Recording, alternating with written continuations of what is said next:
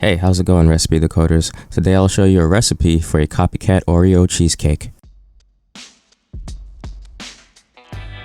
And for this recipe, you'll need 1 pound or 690 grams of cream cheese, 8 ounces or 227 grams of sour cream, 1/4 teaspoon or 2 dashes of salt, 2 teaspoons or 8 milliliters of vanilla extract, 1/4 cup or 40 grams of all-purpose flour, 1 cup or 220 grams of sugar, 2 tablespoons or 30 grams of butter, 5 large eggs, and 1 pack or 405 grams of Oreos.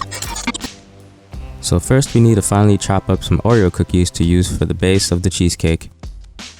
And here I just used about 20 cookies and stuck them into a food processor. But don't try to shove them in all at once, especially if your food processor is small like mine.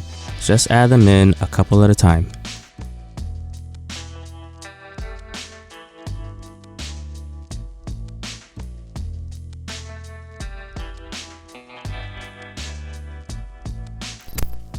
And then grab the butter from earlier and place it in the microwave for a couple seconds to melt it down a little.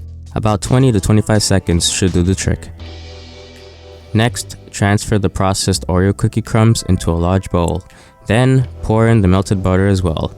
And then begin mixing everything until the butter and the cookie crumbs have combined.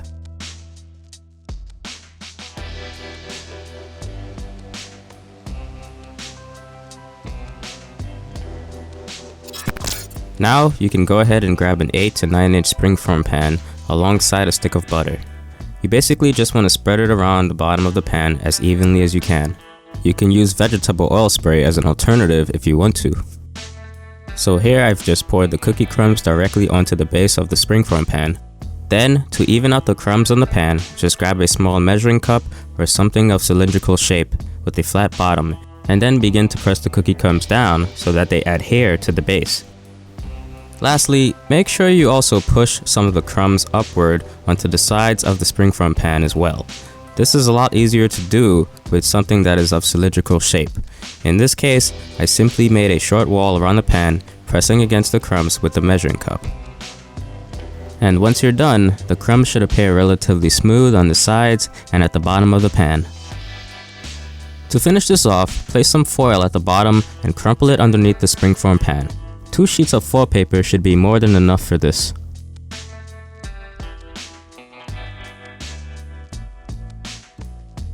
Last, you can set it aside for later use. Now it's time to make the batter. I used a flat beater attachment on the stand mixer, and then first added the cream cheese, which has been sitting at room temperature. When making cheesecakes, you really want to make sure the cream cheese is soft, so I highly recommend leaving it in room temperature for about an hour, or you may run into issues. This way it should be easier to mix in a stand mixer. So as you can see, I continued to mix the cream cheese on a moderate to high speed setting. Once I was satisfied with how spread out and soft it had become, I then added in the white sugar. And then mixed it for a little bit longer.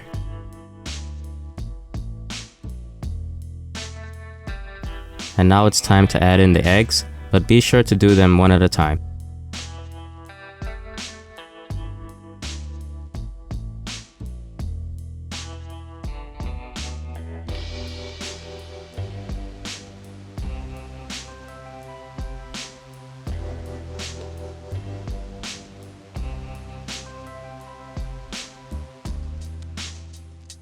As always, in between mixing, just be sure to push down anything that might be stuck to the sides of your mixing bowl.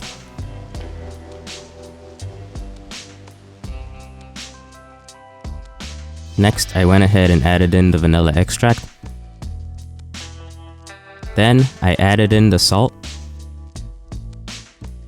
Next, you can add in the all-purpose flour.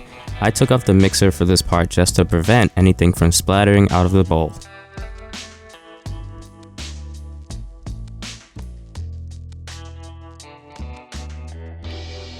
Lastly, you can go ahead and add in the sour cream. I used a spoon to kind of just shovel it in.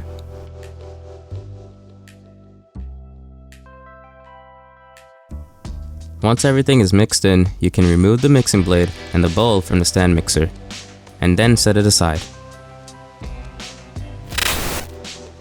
For this next part, you'll want to grab 5 to 6 more Oreo cookies and then place them in a small Ziploc bag. Next, grab something hard like a small bowl or a mug, then take all your anger and frustrations out on the cookies while they're in the bag. Sometimes even baking can be a self-healing and therapeutic experience, and it can relieve a little bit of stress. Continue to beat and mash them up until they become chunky enough to resemble a stress ball in your hands. Then grab the cheesecake batter and pour out the chunky crushed Oreos into it.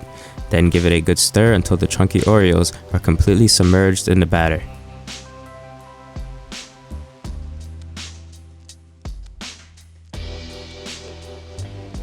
And now it's time to pour the batter into the springform pan.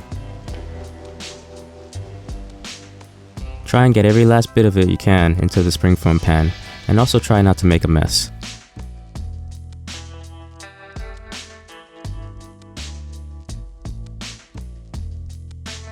Afterwards, set it aside one more time.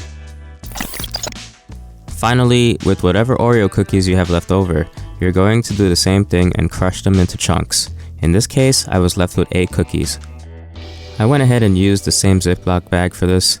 If you notice there, I left a small hole in the bag too. This is so air can escape as the cookies are being crushed.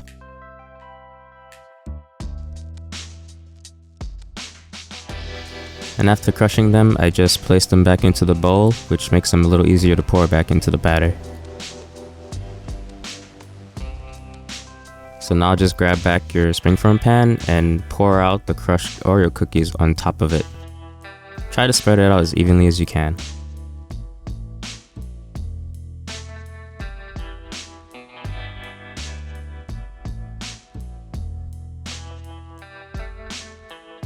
And now we can transfer it into the oven to bake for about 60 to 75 minutes at 325 degrees Fahrenheit or 165 degrees Celsius. Normally I would record a time lapse of the baking part, but unfortunately there was an issue with recording. So here's a brief shot of a timer I set for 60 minutes instead. And once the minutes are up, don't immediately take the cheesecake out of the oven. Just open the oven a little bit so heat can escape and let the cheesecake cool. This recipe suggests leaving it in the oven for at least another hour. Once it's finished cooling for an hour, you can remove it from the oven. To remove it from the springform pan, I just place it on top of a small bowl, but you can use anything of cylindrical shape to do this, like a can or a mason jar. Then just grab a cake spatula or a knife and separate the cheesecake from the inner sides of the springform pan.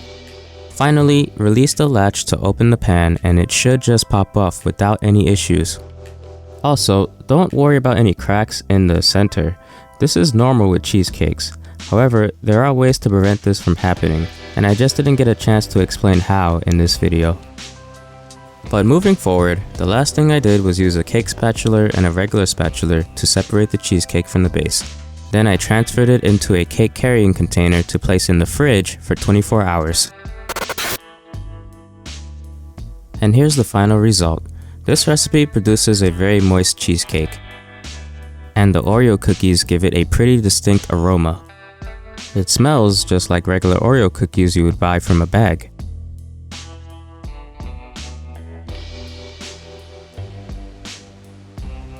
It's not too hard to dig in with a fork either, and as for its taste, I can't complain. It's pretty delicious. But frankly, I've never had the Cheesecake Factory's Oreo cheesecake, but I can confidently say it's very similar to Burger King's Oreo cheesecake, which isn't so bad either. And that's the end of this recipe video. I hope it was informative and easy to follow. Did your Oreo cheesecake come out great? If so, go ahead and like the video. And if you want to see more, feel free to subscribe to the channel. Once again, thanks for watching, and I'll see you next time.